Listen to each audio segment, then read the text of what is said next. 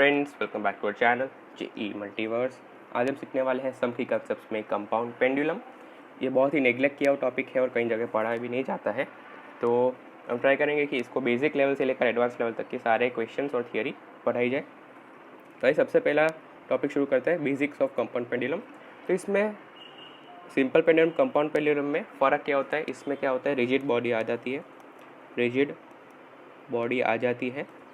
इसमें मास, simple pendulum में क्या होता है कि मास एक ही जगह पे रखा होता है, ठीक है। ये रस्सी होती है जो मासलेस होती है और बड़ा सा मास वाला ऑब्जेक्ट एक ही जगह पे रख दिया जाता है और इसको ऑसिलेट कर दिया जाता है, ठीक है। अच्छा, और या तो दूसरा होता है स्प्रिंग वाला, उसमें भी स्प्रिंग मासलेस होती है और इधर मास एम रख दिया जाता है और उसको ऑसिलेट कराते हैं, ठीक है। तो इसमें क्या होता है कि मास डिस्ट्रीब्यूशन होता है, एक जगह पे मास नहीं होता, मास डिस्ट्रीब्यूट होता है, मास डिस्ट्रीब्यूटेड होता है, ठीक है। मास लिख देता हूँ, मास इज डिस्ट्रीब्यूटेड, ठीक। मास क्या होता है, डिस्ट्रीब्यूटेड होता है। तो सबसे पहले हम इसको डिराइव कर लेते हैं फॉर्मूला ऑसिलेशंस की। तो मान लेते हैं कि एक हमारे पास कोई भी ऐसी बॉडी है, ठीक है, कोई भी बॉडी, उसमें हमें ऐसे हिंज कर दे, हिंज पॉइंट है, ठीक है। ये 3D में कैसे बता, अगर 3D में हम विजुअलाइज करना चाहें तो ये हिंज पॉइंट है और इधर हमने ये मास रखा हुआ है और इसको हम ऐसे ऐसे ऑसिलेट कराएंगे, ठीक है। ये 3D में हम इमेजिन कर सकते हैं, ठीक, ऐसा हमने कुछ रखा है, ठीक है। तो इस 2D प्लेन में मैं जो लिख रहा हूँ उसमें तो 2D है, इसलिए मैंने ऐसा बना दिया, ठीक। ये हिंज पॉइंट है, इसका नाम ए दे देते हैं, ठीक है। और इसको हम ऐसा रखा हुआ है और इसको हम छोटा छोटा डिस्प्लेस करके हम ऑसिलेट करा सकते हैं, ठीक है। तो यह एक बॉडी है, इसका मास डिस्ट्रीब्यूशन हुआ है, तो इसका सेंटर ऑफ मास हम यहाँ के मान लेते हैं, ठीक है। और जो हम मान सकते हैं कि सारा जो ग्रेविटी का फोर्स लगता है वो सिर्फ सेंटर ऑफ मास पे लगता है, तो नीचे ऐसे लगेगा mg, ठीक है। अच्छा, और ये हम लाइन ज्वाइन कर देते हैं, एक मिनट बना देते हैं ये लाइन, एक मिनट, ये ऐसे लाइन ज्वाइनिंग है ए से सेंटर ऑफ मास तक, ठीक है। और ये एंगल जो है वो मान लेते हैं हम थीटा, ठीक। अच्छा, अब ये क्या होगा कि अभी ये एंगल भी थीटा हो जाएगा, ये वाला एंगल भी थीटा हो जाएगा। इसके दो कंपोनेंट करने पड़ेंगे, एक तो आ जाएगा mg साइन थीटा, ठीक, इधर ये वाला आ जाएगा mg कॉस थीटा, ठीक है। इतना तो बेसिक है। अब जो ऑसिलेट करवाएगा वो कौन टॉर्क प्रोवाइड करेगा, जो ए के अबाउट जो टॉर्क प्रोवाइड करेगा वो कौन प्रोवाइड करेगा? ये परपेंडिकुलर वाला कंपोनेंट ही तो प्रोवाइड करेगा टॉर्क, ठीक है। और ये वाला कंपोनेंट जो है हमारा वो तो कुछ टॉर्क प्रोवाइड नहीं कर पाएगा क्योंकि वो एक ही लाइन में ही है, ठीक। तो टॉर्क आपको पता होना चाहिए, टॉर्क होता है R क्रॉस F, ठीक है। R क्रॉस F यानी कि F और R परपेंडिकुलर होनी चाहिए। तो इसमें R हम ये ले लेते हैं, इसकी लेंथ कुछ L मान लेते हैं, ठीक है। इसकी लेंथ जो है इधर से इधर तक कुछ L मान लेते हैं, ठीक है। तो टॉर्क इस केस में क्या हो जाएगा, टॉर्क हो जाएगा mg sine theta into L हो जाएगा, ठीक है, टॉर्क।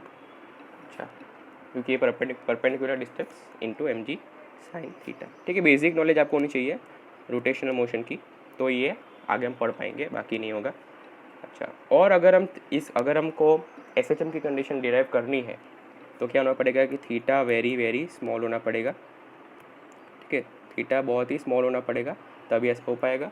और तो साइन थीटा क्या हो जाएगा, थीटा स्मॉल है तो अप्रॉक्सीमेटली थीटा हो जाएगा, ठीक है। तो टॉर्क आ जाएगा इस केस में mg L थीटा, ठीक है। तो अगर आप याद करें तो सिंपल पेंडुलम में क्या होता था कि f जब होता था kx तो टाइम पीरियड हो जाता था 2π√m/k। सिमिलरली अगर रोटेशनल मोशन में torque is equal to k theta है, f की जगह t टॉर्क और x की जगह थीटा, तो उस केस में आप याद रखिए कि टाइम पीरियड क्या हो जाएगा, 2π√I/k हो जाएगा। आई क्यों? क्योंकि मास की जगह मोमेंट ऑफ इनर्शिया आ जाएगा रोटेशनल मोशन में, f की जगह टॉर्क आ जाएगा और डिस्प्लेसमेंट की जगह एंगुलर डिस्प्लेसमेंट आ जाएगा, ठीक है। ये आपको याद होना चाहिए।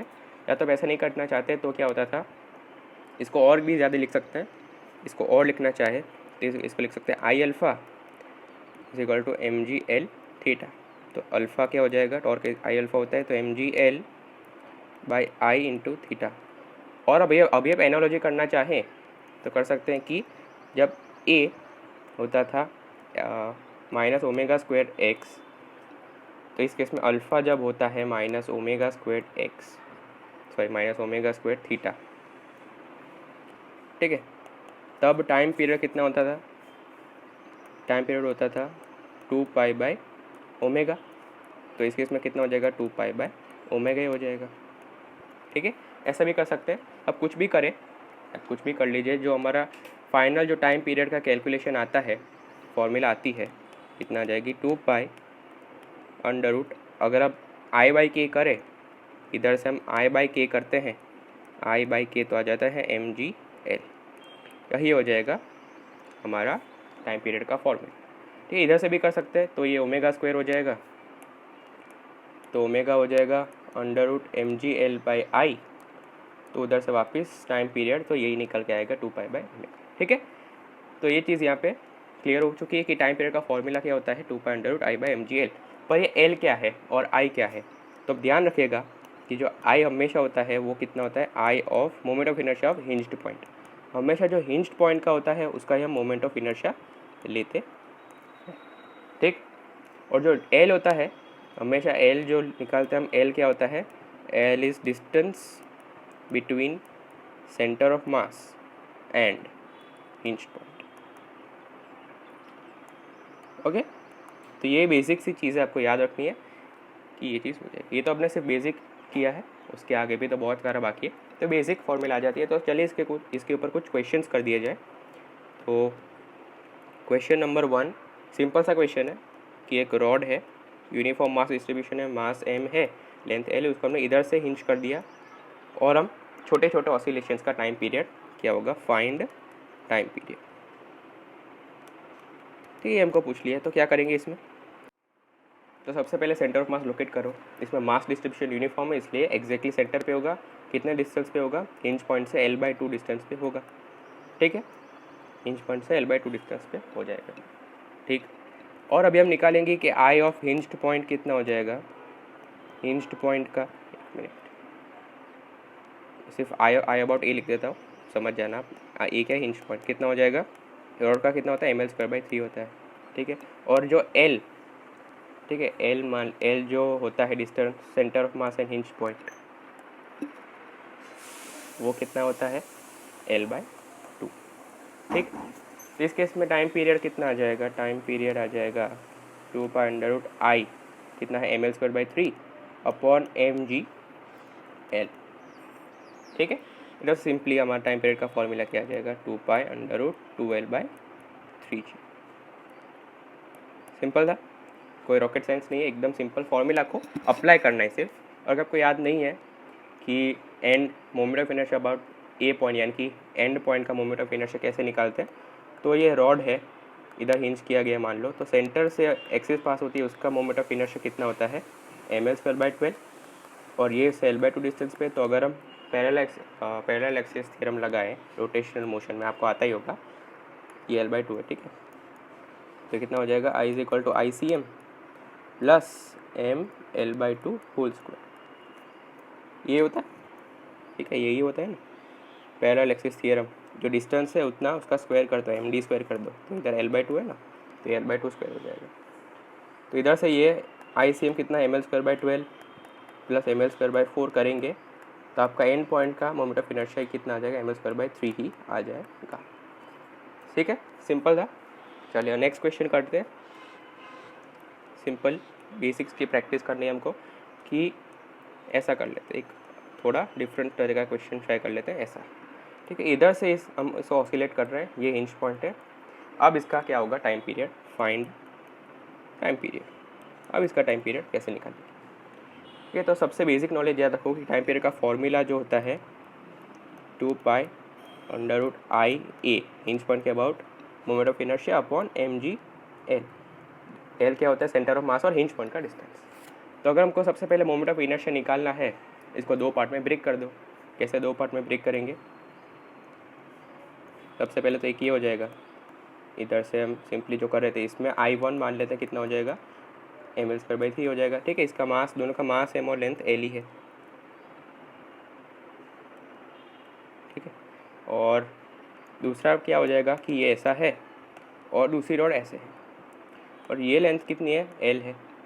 तो इस केस में ICM कितना है, ये है ICM।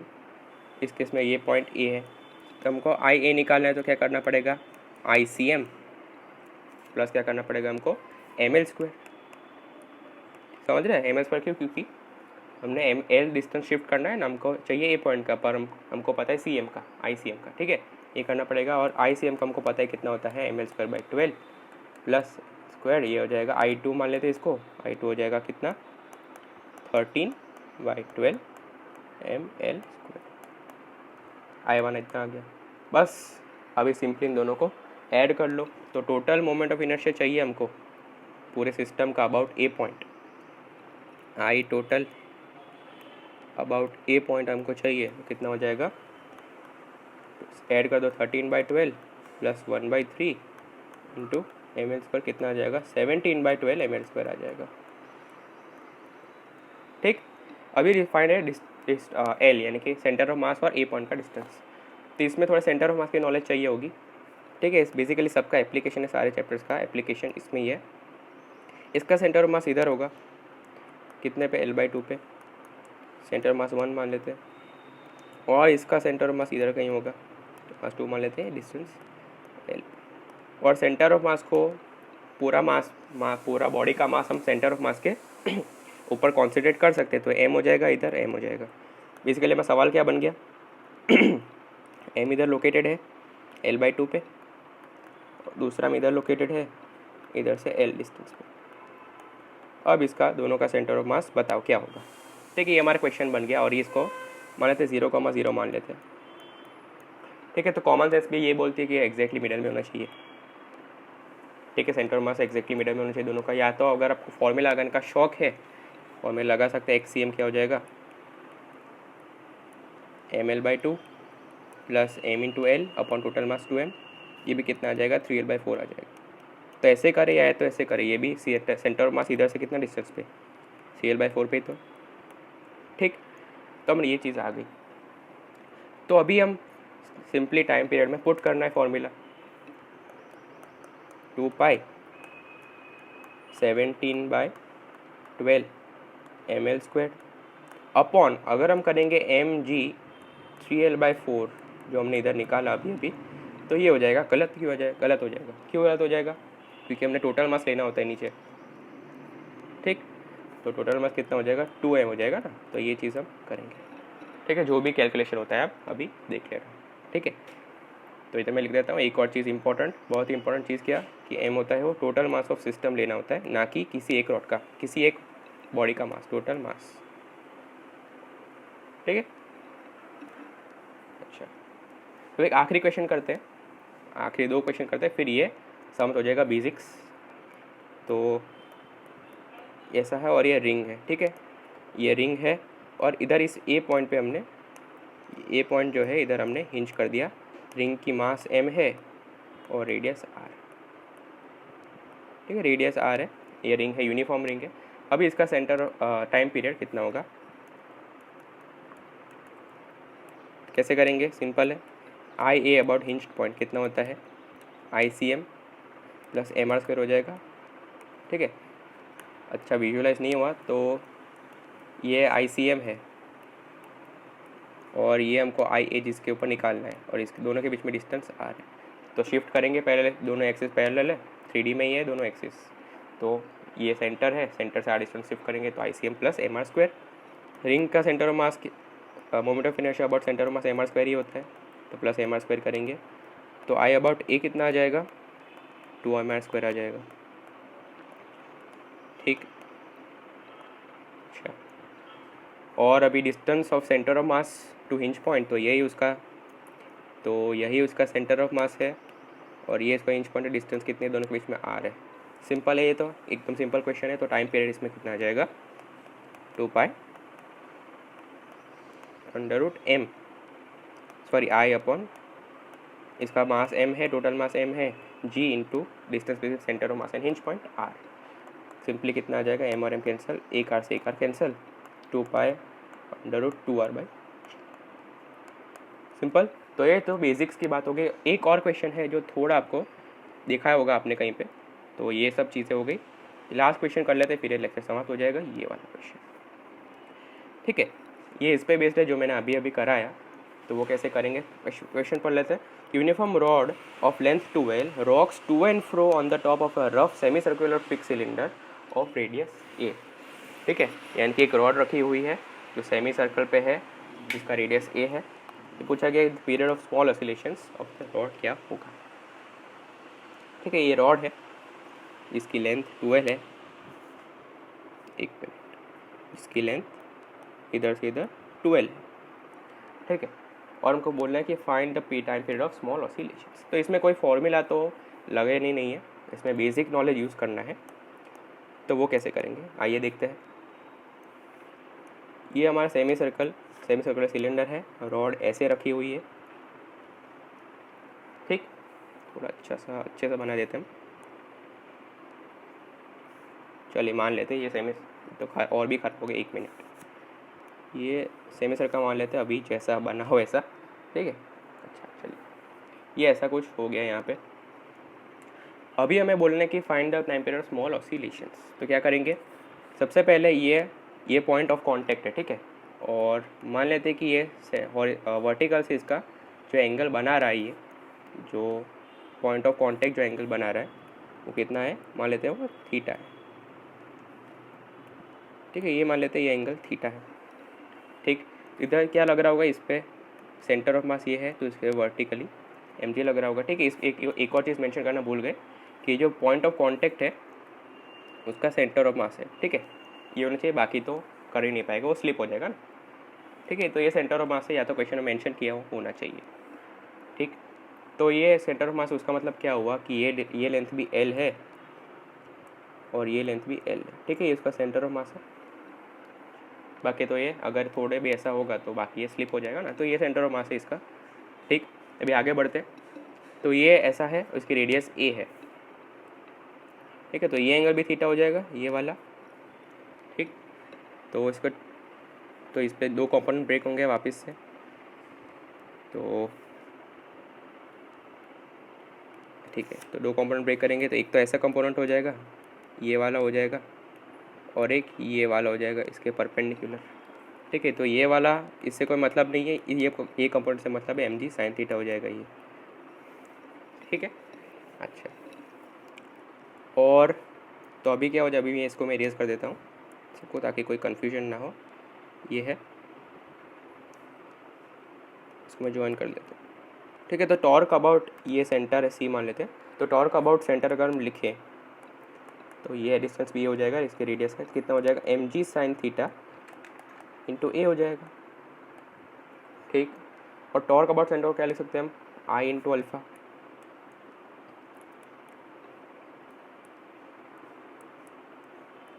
और आई क्या, आई किसका लेंगे हम, सेंटर ऑफ मास के अबाउट लेंगे, इधर सेंटर ऑफ मास से टॉर्क प्रोवाइड हो रहा है तो। ठीक, तो आई कितना हो जाएगा हमारा, ml²/12 हो जाएगा। सॉरी, ml² नहीं, इसकी लेंथ 12 है ना, तो क्या हो जाएगा, m12²/12 हो जाएगा।